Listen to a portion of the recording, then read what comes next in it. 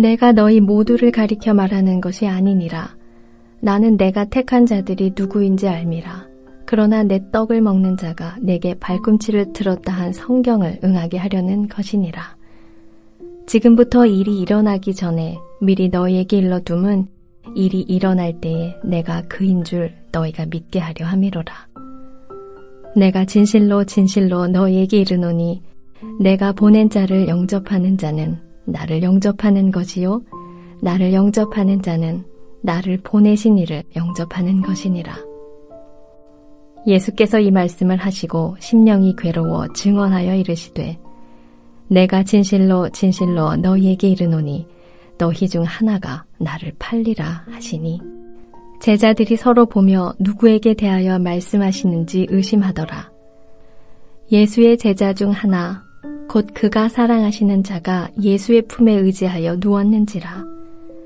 시몬 베드로가 머리짓을 하여 말하되 말씀하신 자가 누구인지 말하라 하니 그가 예수의 가슴에 그대로 의지하여 말하되 주여 누구니이까?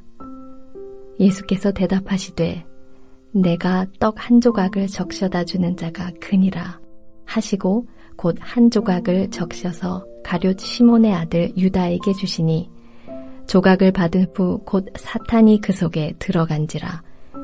이에 예수께서 유다에게 이르시되 내가 하는 일을 속히 하라 하시니 이 말씀을 무슨 뜻으로 하셨는지 그 앉은 자 중에 아는 자가 없고 어떤 이들은 유다가 돈꾀를 맡았으므로 명절에 우리가 쓸 물건을 사라 하시는지 혹은 가난한 자들에게 무엇을 주라 하시는 줄로 생각하더라. 유다가 그 조각을 받고 곧 나가니 밤이러라. 요한복음 13장은 유월절 전 최후의 만찬을 드시던 목요일 저녁을 배경으로 하고 있습니다.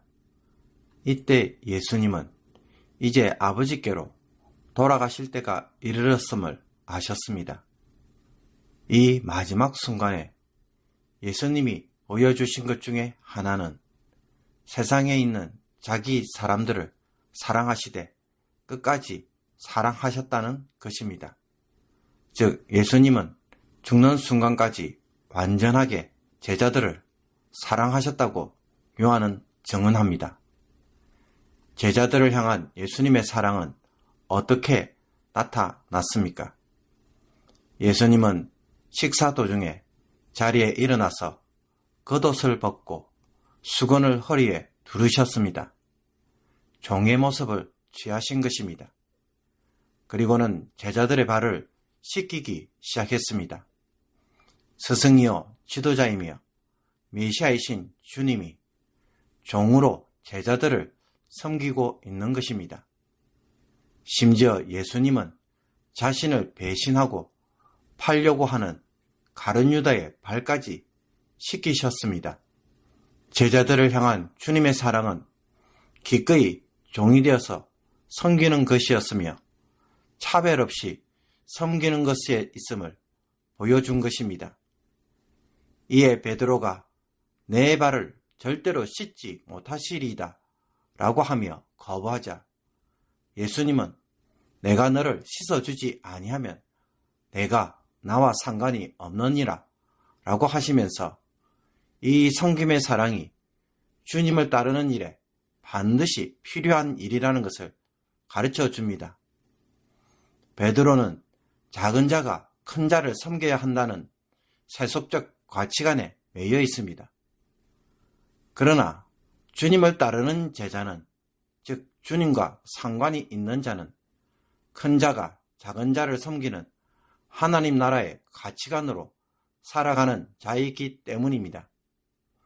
그러므로 모든 제자들의 발을 씻기신 후에 예수님은 주와 선생인 자신이 본을 보인 것처럼 제자들로 하여금 이와 같이 서로 섬기며 살아가라고 당부하십니다. 교회의 모든 성도들이 예수님의 말씀대로 자신을 종으로 여기고 섬기는 삶을 살아간다면 어떻게 될까요? 세상을 뒤집는 하나님 나라가 지금 우리 가운데 임할 것입니다.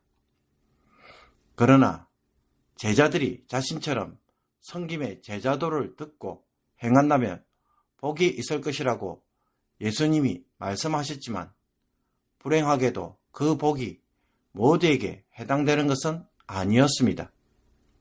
여기에 제외되는 한 사람이 있다고 오늘 예수님은 말씀합니다. 내가 너희 모두를 가리켜 말하는 것이 아니니라. 나는 내가 택한 자들이 누구인지 알미라. 그리고는 시편 41편 9절의 말씀인 내가 신뢰하여 내 떡을 나눠 먹던 나의 가까운 친구도 나를 대적하여 그의 발꿈치를 들었나이다. 라는 다윗의 말을 인용하시면서 함께 식사하는 사람들 중에 하나가 자기를 배반할 것을 예언의 성취로 미리 알려줍니다. 그래서 예수님은 왜 성경의 예언을 미리 말씀해 주시는지 이렇게 설명합니다. 내가 그인 줄 너희가 믿게 하려 함이로라. 즉 나중에 예수님의 십자가의 죽음과 부활 이후에 예수님이 정말로 참 메시아이심을 제자들로 하여금 믿게 하기 위해서라고 말씀합니다.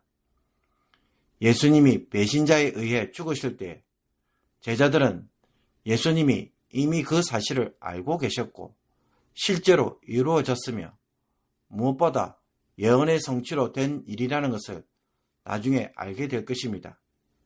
그래서 예수님의 사역이 실패해서 죽으신 것이 아니라 예언의 성취로 된 일이라는 것을 깨닫게 될 때 제자들은 비로소 예수님이 누구이신지 왜 죽으셔야만 했는지 다시 한번 생각해 보게 될 것입니다. 그 결과 예수님의 정체와 사역을 새롭게 깨닫게 될 것입니다. 그리고 이렇게 예수님이 누구이신지 제대로 알고 믿은 제자들은 나중에 세상에 나가서 이 예수님을 증거할 것입니다. 그래서 예수님이 보낸 제자들의 증거를 믿는 자는 자기를 믿고 영접하는 것이 될 것이며 자기를 영접하는 것은 자기를 보낸 하나님을 영접하는 일이 일어나게 될 것을 주님은 바라봅니다. 내가 진실로 진실로 너희에게 이르노니 내가 보낸 자를 영접하는 자는 나를 영접하는 것이요 나를 영접하는 자는 나를 보내신 이를 영접하는 것이니라. 하지만 제자 중에 하나가 예수님을 팔 것이라는 사실에 정작 예수님의 심령은 괴로움으로 가득하였습니다. 가룟 유다에 대한 예수님의 마음이 연민과 아픔으로 심하게 격동한 것입니다. 예수님의 구원 계획을 하나님의 구원 계획을 위해서는 자신의 죽음을 받아들여야만 했던 예수님으로서는 유다의 배신을 막아설 수는 없었던 것입니다. 그럼에도 불구하고 예수님은 너희 중 하나가 나를 팔리라고 제자들에게 미리 말씀하셨습니다. 11 제자들이 믿음에서 떨어지지 않기 위한 배려인 동시에 가룟 유다에 대하여 예수님이 주시는 마지막 회개 기회였습니다. 이 말에 제자들은 큰 충격을 받고 서로를 쳐다보면서 우리 중에 과연 누가 예수님을 팔아 넘기는 자인지 당황해야 합니다. 그때 베드로가 예수님의 품에 있던 요한에게 머리짓으로 신호를 보냅니다. 배신자가 누구인지 예수님에게 살짝 물어보라는 것입니다. 이에 요한이 주여 누구이니까? 라고 묻습니다. 요한의 이 질문에 대하여 예수님은 유다에게 내가 떡 한 조각을 적셔다 주는 자가 그니라 라고 하시면서 떡 한 조각을 적셔 유다에게 건네시면서 그를 배신자로 지목하십니다. 유다의 배반 계획을 주님이 이미 알고 계신다는 것을 가르쳐주는 동시에 해결을 위한 마지막 기회였습니다. 그 순간 유다는 그 조각을 받으면서 배신을 선택했고 사탄이 그 속에 들어갑니다. 그는 사탄의 사람이 되기를 결심한 것입니다. 유다의 이런 결심을 알아차린 예수님은 그에게 내가 하는 일을 속히 하라 라고 말씀합니다. 그러나 제자들은 예수님과 유다 사이의 대화를 알지 못했습니다. 재정을 담당하고 있는 유다에게 명절에 쓸 물건을 사라고 하거나 혹은 가난한 자를 구제하라는 명령으로만 짐작했습니다. 아무도 유다를 의심하지 않았던 것입니다. 그러나 예수님과 대화한 유다는 그 뜻을 알았습니다. 그는 배신할 계획을 실행하기 위해 다락방을 떠나 나갔기 때문입니다. 이런 유다의 행동에 대하여 요한은 곧 나가니 밤이러라 라고 표현합니다. 단순히 밤에 나갔다는 것만 의미하는 것이 아닙니다. 빛이신 예수님을 떠나 유다는 세상이라는 어둠 속으로 사라졌다는 것입니다. 그는 빛보다 어둠을 더 사랑하여서 생명에서 사망으로, 빛에서 어둠 속으로 옮겨간 것입니다. 사랑하는 성도 여러분, 오늘 말씀을 묵상해 볼 때 예수님처럼 여러분도 사랑하던 사람들로부터 이와 같은 배신을 당할 것을 알았다면 어떻게 하시겠습니까? 다윗처럼 내가 신뢰하여 내 떡을 나눠 먹던 나의 가까운 친구가 나를 대적하여 발꿈치를 들었다면 어떻게 대응하시겠습니까? 우리는 친한 사람들로부터 안 좋은 소리나 혹은 험담만 들어도 쉽게 분노하고 다시는 그 사람의 얼굴을 안 보고 싶어 합니다. 깊은 배신감을 느끼는 순간 꼴도 보기 싫어서 교회를 옮겨버리거나 혹은 그 사람에 대한 온갖 나쁜 말로 험담하는 일에 집중합니다. 이런 깊은 배신감과 분노가 치밀어 오르는 상황에서 예수님은 그것을 자기 자신에 대한 개인적 감정과 분노로 대하시지 않으셨습니다. 그것보다는 하나님의 일을 성취하기 위한 예언의 성취로 보고 있는 그대로 받아들이십니다. 하나님이 나를 위해 하시는 일로 받아서 하나님의 일로 처리합니다. 이 일을 통해 하나님이 무슨 일을 하시려고 하는지부터 먼저 생각한 것입니다. 배신을 통한 죽음을 하나님의 구원 계획을 성취하는 일로 바라보고 있는 것입니다. 우리가 내 문제가 아닌 하나님이 하시는 일로 바라보게 되면 마음에 쉽게 상처를 받지 않을 뿐더러 미운 감정을 풀어야 할 나의 개인적 사건으로 더 이상 보지 않게 됩니다. 이와 달리 개인의 문제로 여기고 달려든다면 내가 풀어야 할 감정 문제, 나의 분노를 해결하는 문제로 바라보게 될 것입니다. 그러면 어떤 방식으로 여러분은 풀어가시겠습니까? 분명코 내가 원하는 방식으로 풀어가게 될 것입니다. 그 속에서 하나님의 은혜나 성령의 인도, 하나님의 일들이 과연 일어날까요?